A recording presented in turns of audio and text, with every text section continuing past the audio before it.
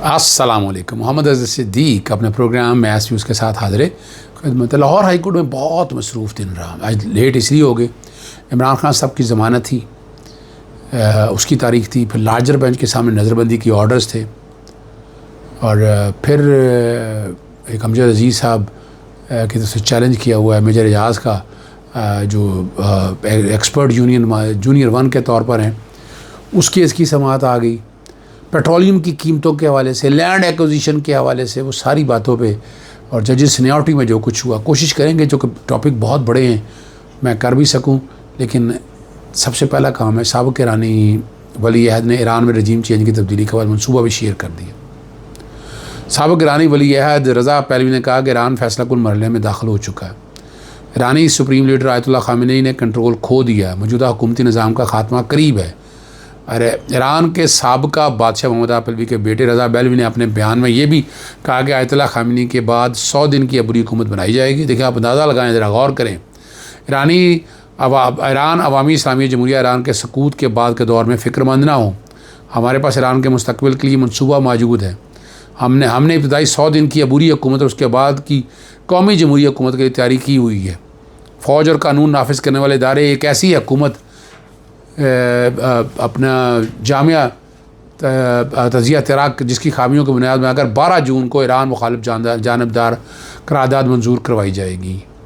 बयान में कहा गया कि ये करारदाद दरअसल इसराइल को ईरान के खिलाफ मज़ीद कार्रवाई में खुली छुट्टी फराहम करती है, जिसके नतीजे में खित्ते में अलमिया जन्म ले चुका है। जबकि अमरीकी नेशनल इंटेलिजेंस एजेंसी जो CIA सरबराह ने भी IAEA के सरबराह ने भी ईरान की जानब से एटमी हथियार बनाने की तरदीद कर दी है।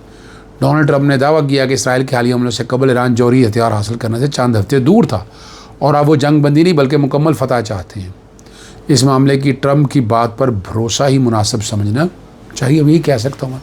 पेट्रोलियम की कीमतों के तरीक़ाकार पर वाक़ई हुकूमत से रिपोर्ट तलब कर ली है और जस्टिस शाहिद करीम ने जुडिशल एक्टिविज़म पैनल की दरख्वास्त की समाअत की। मैं ख़ुद पेश हुआ, deputy attorney general Asad Ali Bajwa पेश हुए, और इस दरख्वास्त में ना पेट्रोलियम की कीमतों में इजाफ़ा और तरीक़ाकार को चैलेंज किया गया, और अभी तक कोई मैकेनिज़्म नहीं है कि कीमतें कैसे मुकर्रर करनी है, किस तरह होना है, ये सारा ये कोई तरीक़ाकार है नहीं इनके पास। और हमारी कोशिश यही होगी कि आप तक सच्चाई की बातें सारी मैं लेता हूँ, और कोशिश मैं कर रहा हूँ, लेकिन बुरा हाल है। पाकिस्तान के अंदर कानून और आइन की बिगड़ी हुई शक्लें मौजूद हैं। मखसूस रिश्तों का केस जो है, जैसे जमाल मंदोखेल का 2018 के इंतखाब याद आ गया। फरमाती है, मुझे एक दिन कार्टून याद आ गया 2018 के इलेक्शन में, जिसमें एक रंग में दो मुक्केबाजों को दिखाया गया, जिसमें एक के हाथ बंधे हुए थे। हम कोई इस्लाहत करने वाले लोग नहीं हैं। अब वो जो बात कर रहे हैं, आप जिन हक़ाइक़ का जिक्र कर रहे हैं, वो हक़ाइक़ आपने पहले सुप्रीम कोर्ट के सामने नहीं रखे। जस्टिस जमाल बंदोखेल और जस्टिस हाजी अमीनुद्दीन सलमान राजा को आज भी बात करने नहीं दे रहे थे, ये ध्यान में रखिएगा। मुसलसल बात टोक रहे थे। जज साहब खुद भी तैयारी करके आए हुए हैं। जैसे जमाल बंदोखेल को लगता है कि ताज़ा स्क्रिप्ट दिया गया है, यानी भी लोग बात कर रहे हैं। हमारा स्मारक राजा ने बात करता होगा, कल आपने बच्चों को उठा कर ले जाते थे, ये पूरे पाकिस्तान के लिए सरप्राइज़ था। जैसे स्मारक राजा ये पाकिस्तान का सरप्राइज़ नहीं था, लोग जानते थे। जैसे जमाल बंदोखेल बज़िद रहे कि 8 फरवरी के दिनों में जब जस्टिस काजी फैज़ल चीफ जस्टिस कुर्सी पर था, उस वक्त PTI को इलेक्शन के हवाले से मुकदमा में रिलीफ 99% रिलीफ मिला। पता नहीं कौन सी जगह हुई बात है। सलमान अकरम ने जज साहब के बार बार याद में झूठा दावा तस्लीम करने से इनकार कर दिया और अपने मौक़िफ़ पर डटे रहे। बल्कि सलमान राजा ने कहा कि अदालतों में तो हुआ करता है कि 12 जनवरी को बल्ले की समाअत शुरू हुई और 13 जनवरी को रात के अंधेरे में बल्ला छीन लिया गया। ये फ़ैसला देने वाले जस्टिस काजी के दो साथी सामने बैठे हैं, यानी जस्टिस मोहम्मद अली मज़हर और जस्टिस मुसर्रत हिलाली साहिबा। जस्टिस जमाल मंदोखेल ने आज अजीब ही बात कह डाली कि रिफॉर्म जजी ने नहीं, सियासतदानों ने पार्लियामेंट में करनी है। रिफॉर्म्स अगर सियासतदानों पर छोड़ देंगे तो ऐसी रिफॉर्म्स करेंगे कि क्यों जो इनके ख़िलाफ़ मुखालिफ हों। सलमान राजा ने ये भी बताया कि 8 जजेस ने 8 फरवरी के इंतखाबात के हवाले से जो ज़मीनी हक़ाइक़ अपने फ़ैसले में बयान किए हैं, उन हक़ाइक़ को नज़रसानी दायर करने वाले इलेक्शन कमीशन और हुकूमती जवान ने किस तरह नहीं जुटलाया और ना ही उन हक़ाइक़ को चैलेंज किया। ये टेक्निकल चीज़ों पर नज़रसानी चाहते हैं, हक़ाइक़ पर नहीं। इलेक्शन कमीशन के हवाले से जजेस की मंतक जो है बड़ी अनोखी रही। उनका कहना ये है कि इलेक्शन कमीशन ने गलत फ़ैसला दिया मगर इससे आवाम को नुकसान नहीं पहुँचा। आवाम का वोट चोरी हो गया और आप कह रहे हैं नुकसान नहीं पहुँचा। जस्टिस हाजी अमीनुद्दीन साहब ने मशवरा दिया कि आप अगले इलेक्शन की तैयारी करें, इसका हल ये है। जस्टिस अपना सलमान अकरम ने कहा अगला इलेक्शन भी इसी तरह होगा, हम क्या करेंगे। मरीम नवाज़ का कहना है कि अमीर तो पाए चला जाता है, गरीब का इलाज तड़प तड़प कर जान देता है। और अब शायद अपने ख़ानदान वालों को बात समझा रही है, ऐसा कोई निज़ाम हो सकता है। अब ये बातें सारी है कि प्लेलेट्स हमने सारे देखे, क्या हुआ, प्लेलेट्स के लिए कहाँ गए, ये सारा कुछ आप लोगों के सामने है। एक बात और करके मैं बाकी बातों की तरफ आ जाऊँगा जो लाहौर हाईकोर्ट के अंदर है। शाकिर महमूद अवान ने कहा कि जिना उसके मुकदमे में गवाहान को स्पेशल प्रोटोकॉल मिलता है। जो कानून समझते और जानते हैं उन्हें यह मालूम है कि जब अपने बयान तफ्तीशी को रिकॉर्ड करता है उसके बाद जब अदालत में वही बयान बतौर गवाह देना होता है तो ज़ुबानी देना होता है। यहाँ सूरत हाल मुख्तलिफ है, गवाह अपना बयान देख कर लिखवा रहा होता है और स्पेशल प्रोसिक्यूटर साथ बैठा होता है। शाकिर महमूद अवान ने मज़ीद बताया कि मेरी आंखों के सामने पुलिस का एक अफसर गवाह जो है ना एजाज चौधरी के पास आया और हाथ जोड़कर कहा, चौधरी साहब आप तस्वीर पढ़ रहे हैं, मेरे लिए माफ़ी की दुआ कीजिएगा, आप लोगों के खिलाफ झूठी गवाही देकर आया हूँ। एजाज चौधरी ने कहा कि हमें पता है, आप लोग परेशान ना हों। आज सबसे मामला जो बड़ा केस था वो लार्जर बेंच के सामने नज़रबंदी का था। नवंबर 2024 से ये सेक्शन 3 पर अमल दरामद रुका हुआ है, ठीक है ना जी। और उस चीज़ को हम लेकर आगे चल रहे हैं। आज मैंने लार्जर बेंच के सामने रखे कि सेक्शन 3 है या सेक्शन 16 है MPO का, वो आइन से मुतसादम है। आर्टिकल 10 से आने के बाद राइट टू फेयर ट्रायल और ड्यू प्रोसेस ऑफ लॉ देना है, यानी ना अपील का राइट है उसके अंदर, अपील का राइट ही नहीं।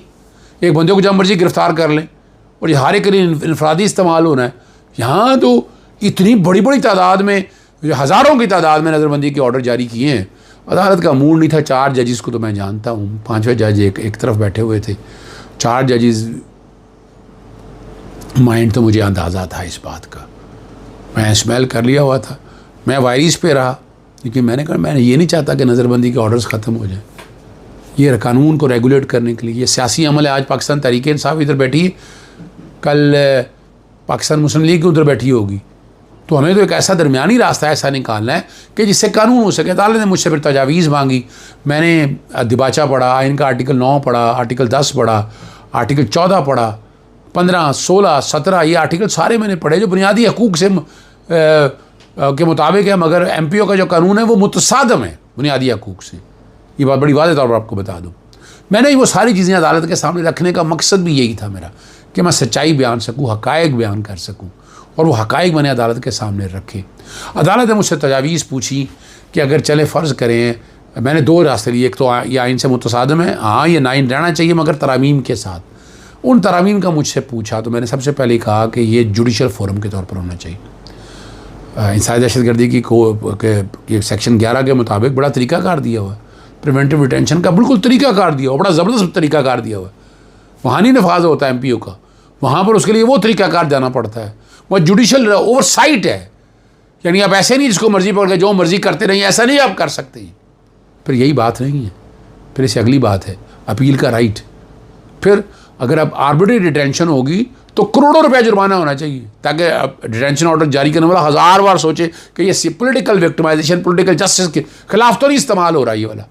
यानी ये सारी बातें रखी हैं। 5 रुकनी बेंच था, chief justice Aalia Neelam Sahiba, justice Chaudhry Muhammad Iqbal, justice Shahram Sarwar, justice Farooq Haider और जस्टिस अमजद रफ़ीक साहब।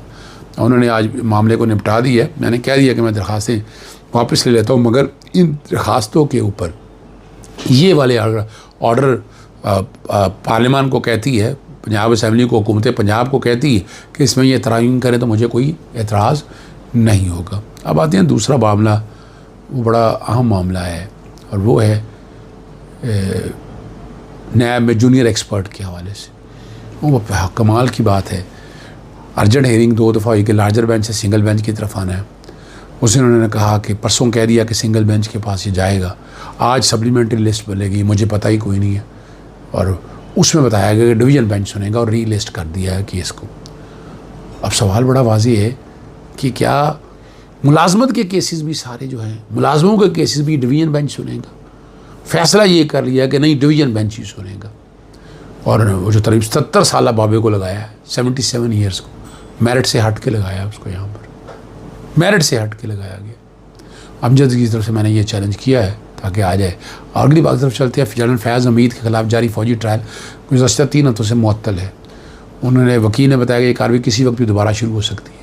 उन्होंने बताया मुकदमे की कार्रवाई का तकरीबन 65 से 70% काम मुकम्मल हो चुका है और हतमी नताइज अब आप यहाँ से अंदाज़ा लगाएं कि क्या हालात करना है, क्या वाक़यात हो रहे हैं। सीनियर सहाफ़ी अनवर इकबाल ने बताया कि 2010 में एबटाबाद में अमरीकी फ़ौजी ऑपरेशन और मेमो गेट स्कैंडल के बाद अमरीकी खारजा दफ्तर खारजा के आला अफसरों ने बताया सहाफ़ियों को बताया कि अमेरिका की तरफ से जनरल कियानी को पाकिस्तान वापस आते हुसैन हक्कानी को गिरफ़्तार करने से रोक दिया गया। हुसैन हक्कानी भी जो है ना और मामे बने हुए हैं, क्या कह सकते हैं। इजाज़त चाहता हूँ। अस्सलाम वालेकुम। अल्लाह हाफ़िज़। पाकिस्तान जिंदाबाद।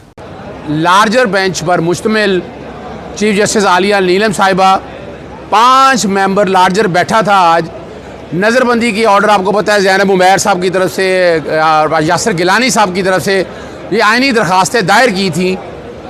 वो आइनी दरख्वास्तें वापस ले ली हैं, मगर क्यों वापस ली हैं आज अदालत के सामने रखा कि आर्टिकल 10 से आने के बाद जो MPO का कानून है वो बुनियादी हकूक़ के ख़िलाफ़ है।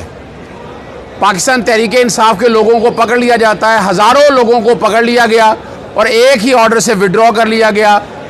यानी एहतजाज धरना अगर कोई दूसरी सियासी जमातें करें तो वो कर सकती हैं, 144 का नफाज लगा लें, वो भी सिर्फ पाकिस्तान तहरीक इंसाफ के लिए है, बाकी किसी जमात के नहीं है। आर्टिकल 10 आने के बाद 3 तजावीज़ अदालत ने मुझसे पूछी कि इस कानून में क्या होना चाहिए। अदालत ने ये आइनी दरख्वास्तें जो हैं हुकूमत पंजाब को भिजवा दी हैं। 3 जो गुजारिशात की हैं मैंने, सबसे पहली गुजारिश की है कि इसके लिए जुडिशल ओवरसाइट, यानी अगर नज़रबंदी का ऑर्डर जारी करना है वो एग्जेक्टिव ना जारी करें, वो बिल्कुल उसके लिए तरीका है कि अदालती अमूर सामने हो और वो फिर ऑर्डर जारी किए जाए। दूसरा, अगर किसी को गिरफ्तार कर लिया है तो फ़ौरन अपील का राइट दिया जाए, फ़ौरन हक़ राय दिया, हक़ अपील दिया जाए। नंबर 3, अगर आर्बिट्रेरी डिटेंशन हुई है सारे मामलात में, एक आम आदमी की ज़िंदगी अजीरन कर दी है, तो उसके खिलाफ करोड़ों रुपया जुर्माना हो। अगर किसी आदमी को गिरफ्तार भी कर लिया, किसी औरत को गिरफ्तार कर लिया है, डिटेंशन ऑर्डर दिया तो सख्त जुर्माने होने चाहिए। इससे ये होगा कि जो आर्बिट्रेरी डिटेंशन है जिसको मर्जी चाहे उठा ले, वो बंद होगा। मैं आज समझता हूँ कि ये हमारी पाकिस्तान तहरीक इंसाफ की एक जीत है। 1960 से ये कानून इस्तेमाल होता है, लेकिन पाकिस्तान तहरीक इंसाफ पहली जमात है जिसने ये मैटर लिया कि इस तरह से नज़रबंदियाँ नहीं हो। कोई भी सियासी जमात हो, हमारा ताल्लुक इससे नहीं है, कोई भी सियासी जमात हो, लेकिन मुल्क में सियासी अमल जारी रहना चाहिए। मामला जो है कुछ टाइम के साथ के इतने वक्त के अंदर जो है हुकूमत इसमें तरमीम करेगी इस कानून के अंदर, ताकि नज़रबंदियाँ ऐसे ना जारी हो जाएं। हुकूमत की परेशानी थी कि मुहर्रम आने वाला है, नज़रबंदी के ऑर्डर जारी होने चाहिए।